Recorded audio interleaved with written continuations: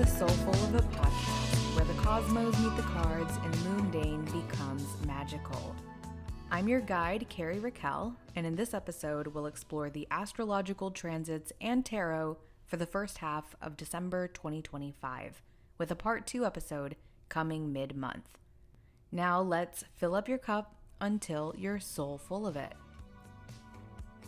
Hello, soulful seekers. Thank you for joining me for another episode, as always, and also for your patience, because this episode is coming to you on the day of, instead of on the very, very early morning of the first of the month. Usually these episodes drop at the very early hours.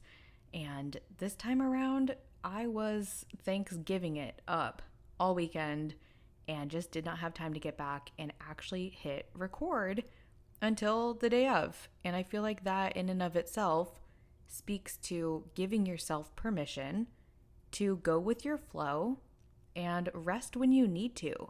I needed to be a beach whale. Like, that's just what I needed. I ate so many mashed potatoes. I have no regrets. If you know, you know. And I'm grateful to be here with you now. So thank you so much for showing up for me, but also showing up for yourself. Because really that's what this podcast is meant to be. It's meant to be a conversation with me. I know it's kind of one-sided, right? However, it's also supposed to inspire the conversation within yourself. And all the conversations you can go off and have, informing your friends, family members, and random strangers about the astrological transits that they don't know are impacting them. And maybe they don't care. And you know what? That's okay. Because those of us who love astrology and tarot and all these other witchy things, we're going to tell you about them anyways. Because it gets us excited. And anything that gets you excited, you should feed and grow. Because your joy is so fucking beautiful and important. And so I guess that's a good place for us to start. December is here. And we are rapidly wrapping up the year of 2025, and I know many of us are ready to say good fucking bye. See you never. The shift from Scorpio into Sagittarius season revealed many uncomfortable truths. Many of those were political. We saw corporate. I'm talking about you, Campbells, you know, something about that chicken ain't right. And also ethical, thinking about what's going on in the Caribbean and where is the due process in this country? I couldn't tell you. But it is not in the White House, that is for sure. We've all seen the headlines. We have not seen the files yet, but we have seen lots of emails, which have been questionable at best. And the narratives are unraveling like a late night conspiracy board all over these last few days of the year. We're in an era where the unbelievable feels like the norm, where absurdity sits beside quote, authority, and where the world resembles some sort of mashup of the movie Idiocracy, an episode of Law & Order SVU, and some sort of like dystopian reality TV show. Like the Hunger Games, but make it America? Yeah, I'm also not into it. But here we are. But as any Sagittarius will tell you, truth is a currency of freedom. And as George Orwell put it, quote, in a time of universal deceit, telling the truth becomes a revolutionary act. So may we be revolutionaries, not through violence or chaos, but through honesty, through boycotts, through speaking what is real, even when it's uncomfortable or unpopular. This time of the year pulls us into remembrance. We hear the same holiday tunes today that we heard 15, 20 years ago as we time travel through the music and memory and imagination. This has many reflecting on the topic of legacy, wondering what will we leave behind when we're gone? And yet so much of what matters in a lifetime isn't made public. It isn't flashy, and it likely won't ever be written into an obituary. There is no party thrown for the night you kept going when everything fell the fuck apart. There's no evidence of the morning you chose sobriety or the quiet decision to nurture a small creative dream that brought you joy. The greatest acts of courageous self-love and self-expression often leave no record except the one that only you know, the one that's tattooed on your soul. There are so many things to celebrate that will not go on your resume and they will not go on your tombstone, but you are so much more than your accolades and you are deserving of more than a room full of applause. But even if you have both of those things in spades, the truth, and yes, of course, we're going to circle back to the truth here. It is Sagittarius season, after all. The truth is that no shelf full of awards or even a stadium full of applause will make you feel soul-filled, proud of your legacy, if you do not first give that praise to yourself. So whether 2025 has felt generous and flowing, I love that for you, or more heavy and survival-based, in which case I feel you. Hear me as I say, you deserve to feel good.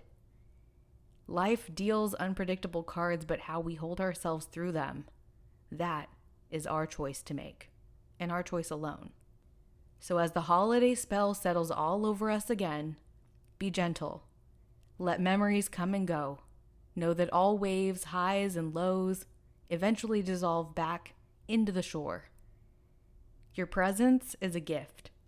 Your joy is a birthright. And your legacy is the aftertaste of the life you're already living.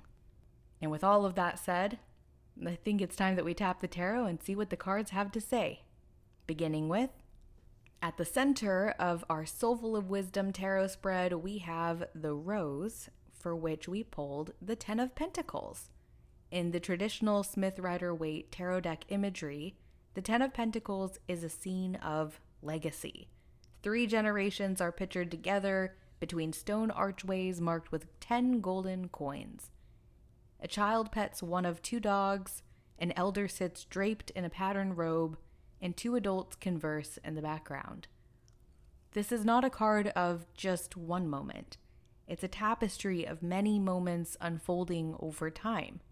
It's a glimpse into the looking glass of a soul-filling life and lineage, one of abundance, a warm home, and a wealth of many things that aren't just monetary. The Ten of Pentacles arrives in the center of our spread like a doorway to longevity, asking us to look at the bigger picture, to see past the immediate moment and into the realm of our legacy. What we build now builds beyond us. This card speaks not only to material stability, but to the systems, values, and communities that we sustain long enough to pass forward. Last time it appeared, which was in the October Part 1 episode not that long ago, it guided us from above. Now it lives at the heart of December, rooting us in the truth that wealth is defined not by what we have, but by what we build, how we share it, and those whose hearts we touch and inspire along the way. Then for our attention or thorns, we've got Temperance. An angel with red wings stands at the shoreline between worlds, one foot planted on the land and the other dipped inside shimmering water. She pours liquid between 2 golden cups in a flow defying physics and inspiring alchemy. In the background, a crown floats above a rising path and twin peaks like a sunrise, illuminating the journey that one must take in order to arrive at this magical moment of balance and equilibrium. Temperance returns for the 3rd time this year, reminding us that integration is not passive, it's practice. It appears crossed over our rose, suggesting that harmony and trust are the tasks at hand, not accessories or afterthoughts. Where the Ten of Pentacles thinks long-term, Temperance asks us not to sprint the distance, but to just take it one tender step at a time. This is our reminder that building a life or a future requires both structure and surrender. It's a slow pour, a steady path, discernment over urgency, response over reaction. It's a reminder that we can be like water, fluid and forgiving. Then, for our basis or root, we have the Magician. At the magician's feet, white lilies and red roses bloom, and as above, so below. The magician lifts one hand holding a wand toward the heavens, while the other hand points down to the earth, channeling the invisible into the visible. On the altar before him lies tools of every suit: a sword for the mind, a cup for the heart, a wand for the spirit, and a pentacle for bringing it all into form. Infinity hovers above the magician's head like an open portal, a symbol of endless potential, waiting only for direction. The magician at the root of our spread is the spark beneath the architecture. This is the first pole of the year, meaning that this manifestation energy, it's fresh, it's unpatterned, and it's ready to be channeled. The magician sheds light on the truth that we are co-creators with the universe, not spectators. The roots of December are saying, we have what we need. Now let's give it a go and let's use it. This is a call to step forward with focus, willpower, and imagination. The magician reminds us that we have more gifts to unwrap and share in this realm and many more tricks up our sleeves. Finally, we have the King of Pentacles as our guidance or sun. In the traditional 𝗧𝗏 tarot deck imagery, the King of Pentacles sits upon a throne carved with bulls and vines, symbols of wealth earned through patience and earnest efforts. His robe is covered in patterns of grapes and roses, and he embodies those symbols of prosperity that are woven into his identity. He holds a golden coin like a planet in his palm, a scepter in the other. His authority is balanced with his stewardship. Behind him, there is a castle, more imagery that feels lush and secure. He is rooted in abundance and stability, and he shares his many forms of wealth readily. The King of Pentacles is a master of material reality. He has built himself up so that he has the money that he needs to feel resourced, the responsibility that he needs to feel challenged, and the patience to grow things well over time. The magician creates, the Ten of Pentacles sustains, Temperance reimagines, and the King, he is all about embodiment. And he's sitting at the top of our spread like a reminder that leadership is a radiant act of devotion repeated. A life filled with meaning is a life lived in motion. You can't just talk about it. You have to go and you have to do it. And that is what King energy is all about. With two major arcana cards, one 10 and one King, all present with us for these first 2 weeks in December, we're being invited into big energetic shifts. And those big energetic shifts are going to require us to show up, slow down, and speak up. This is the foundation of a new year being poured and set, stone by stone, skill by skill, and effort after effort. This spread is our December soil, and it is rich with possibility. And with these cards on the table, we step into the transits of December, beginning with a Gemini full moon at 13 degrees at 3:13 Pacific time, which is unfolding on Thursday the 4th. This is the second of 4 full moons in a row that are all taking place at 13 degrees. So we're at the midpoint of this transformative cycle just before the seasons shift.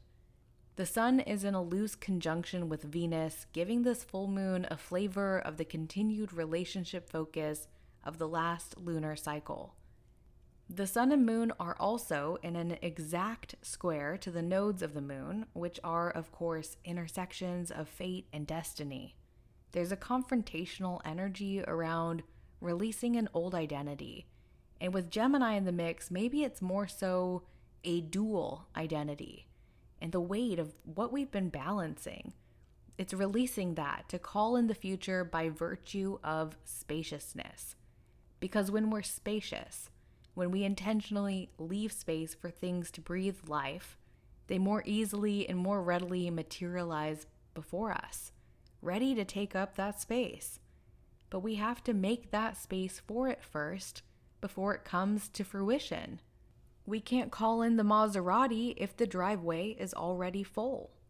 All of this is to say that the focal point of this full moon in Gemini is one of illuminating dual identities and shedding those that no longer match our vibration.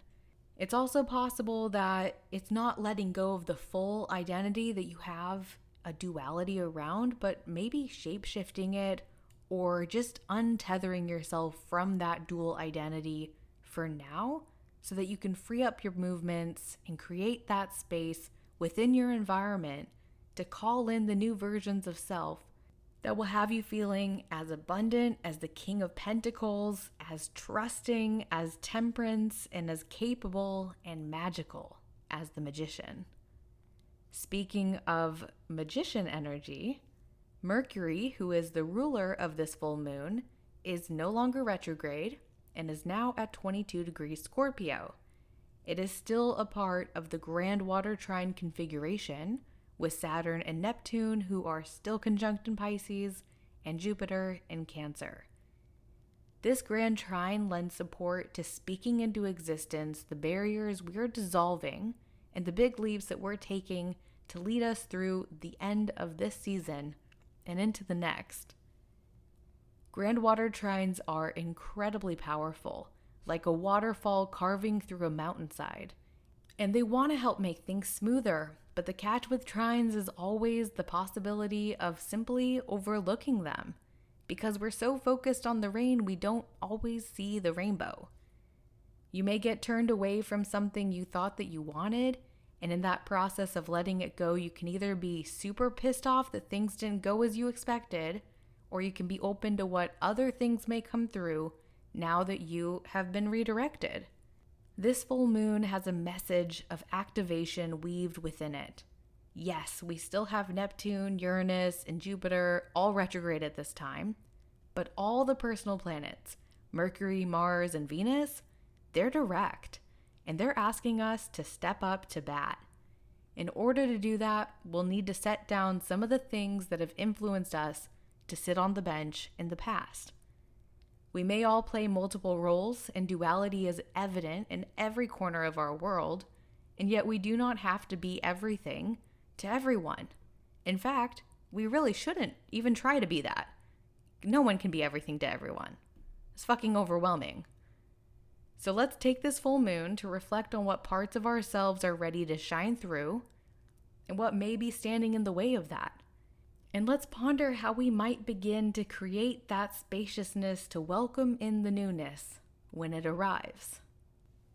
Then on Wednesday the 10th, Neptune stations direct at 29 degrees Pisces for the very last time in our lifetimes, which sounds like a dramatic way to put it, but it is also an accurate way to put it. These outer planet transits, they're often once in a lifetime because of how long their cycles are. Neptune takes 165 years to complete a full orbit through the zodiac. And I don't know about you, but I don't want to be here at 165 years old to experience a Neptune return. I'm good on that. Thank you. Next. No 𝗧𝗶𝗺𝗀𝗀𝗀𝗀 for me. Now, because Neptune is super far from us, like more than 2 billion miles away, billion with a B, its impacts are felt in a more thematic or generational way for us humans here on Earth. Neptune's transit through Pisces these last 14 years has been about a lot of different things, including interconnectedness, disillusionment, and spiritual transcendence. Or maybe some people would say right about now, spiritual warfare. How many times have you heard that lately? I have heard that in every crevice of the internet. I don't know if it's just the algorithm, but I keep hearing it and seeing it, and honestly, it is so Neptunian, especially with the Saturn mix in there, which we'll get to.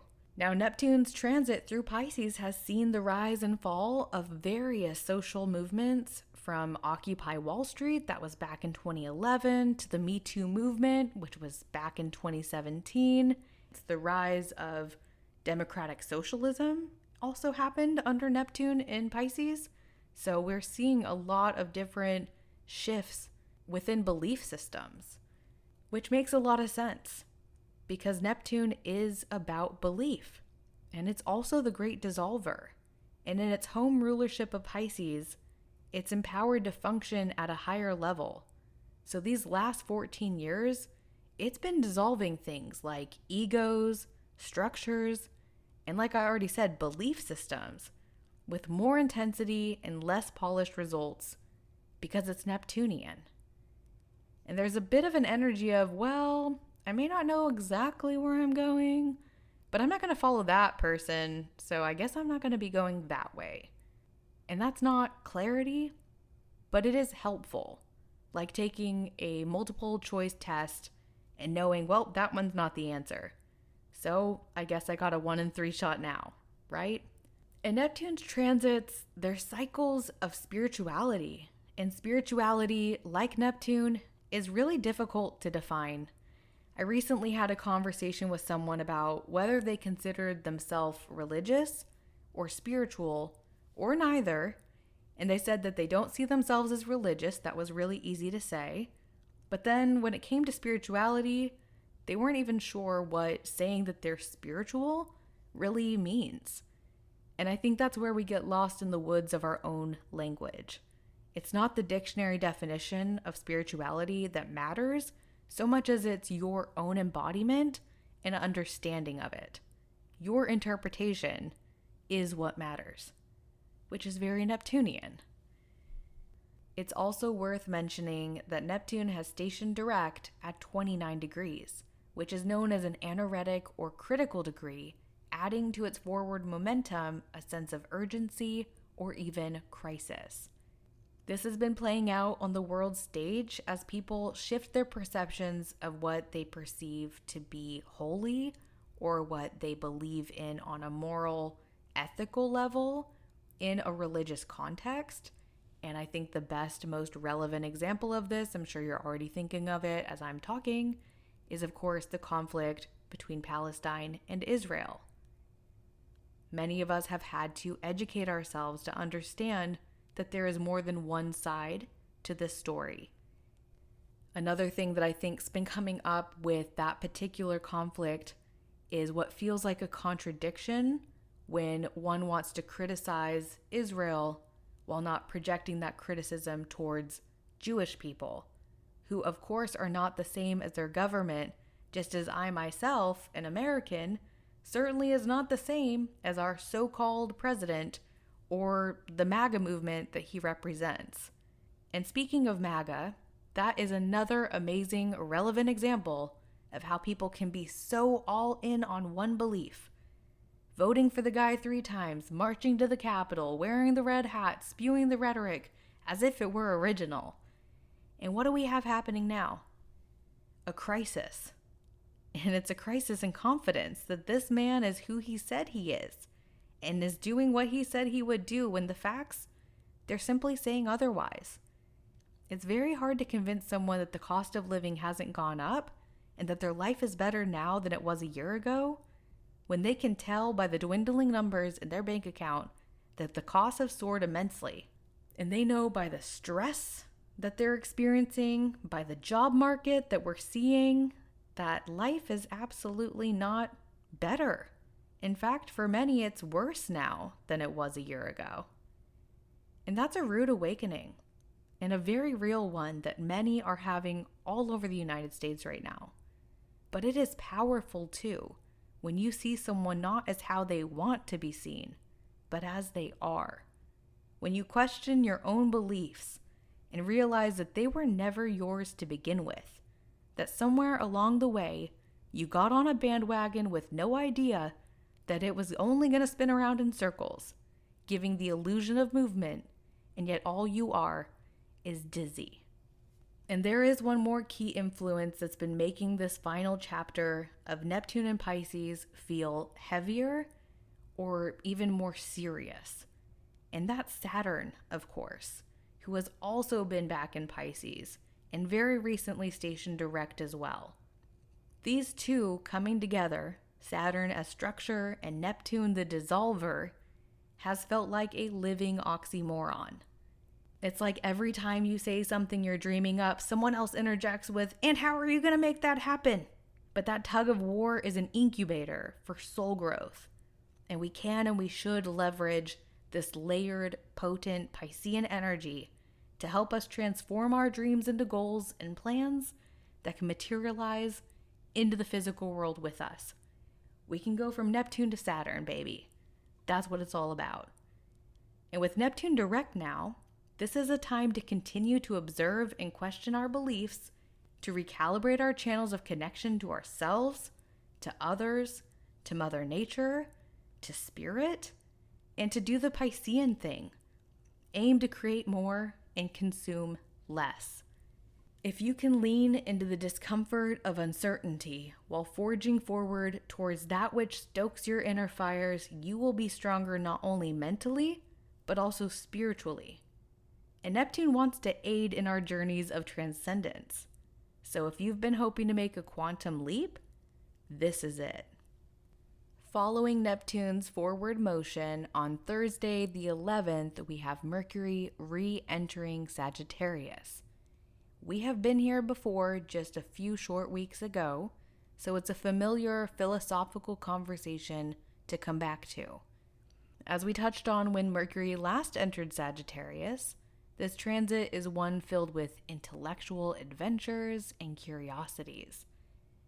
It's a great time for pursuing new knowledge, whether that's taking a class or checking out a book at the library. Mercury in Sagittarius wants to be learning as much as it is living. It can also be a transit for playing devil's advocate needlessly, saying something out loud that should have only ever existed within your brain as a passing thought, and spitting fire in general. Typical fire sign shenanigans, but in mercurial ways. My best advice for this second round of Mercury's movement through the sign of the Archer is to try to learn something new every day. If that feels like a tall order and you don't know where to begin, since we're talking about definitions and Mercury, sign up for one of those word of the day emails and learn a new word every day.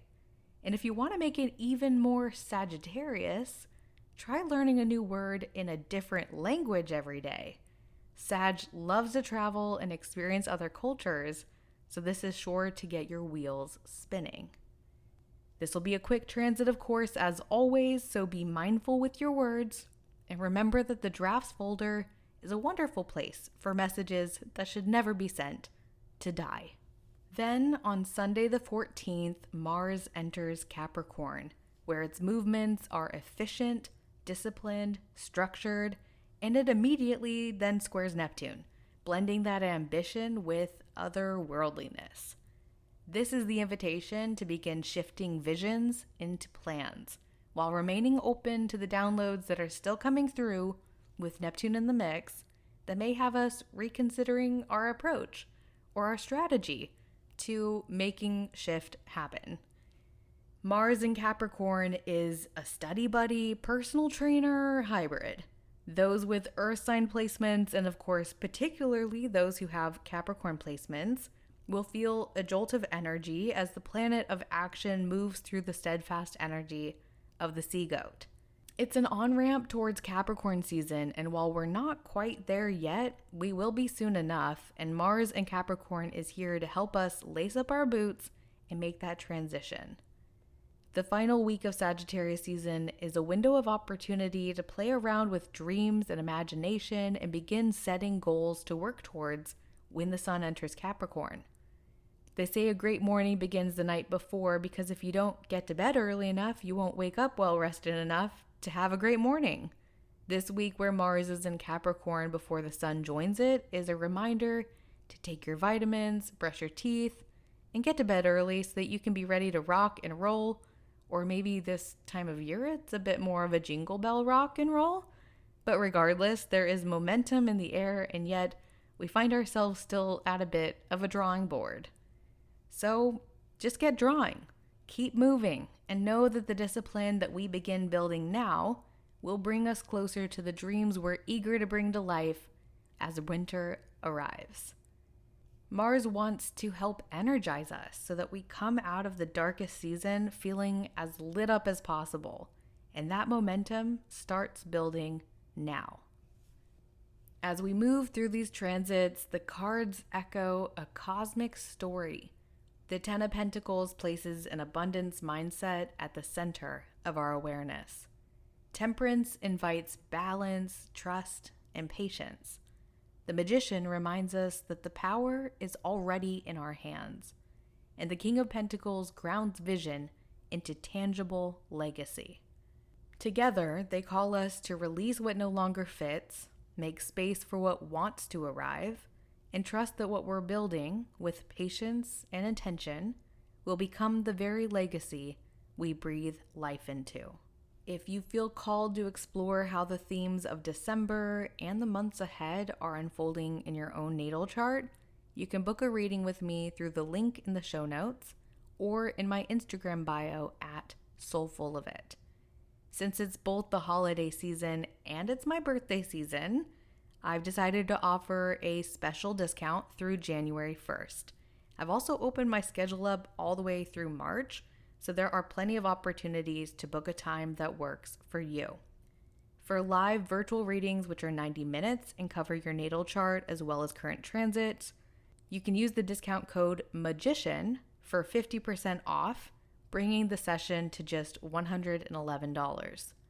The discount code MAGICIAN will also work for 50% off the readings that are gifted, which is now available for the holiday season.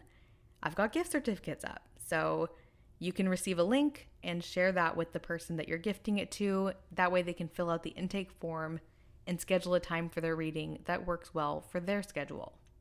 Lastly, if you're interested in a shorter 30-minute pre-recorded mini reading, you can use the code ALIGN for $27 off, bringing the price down to $50.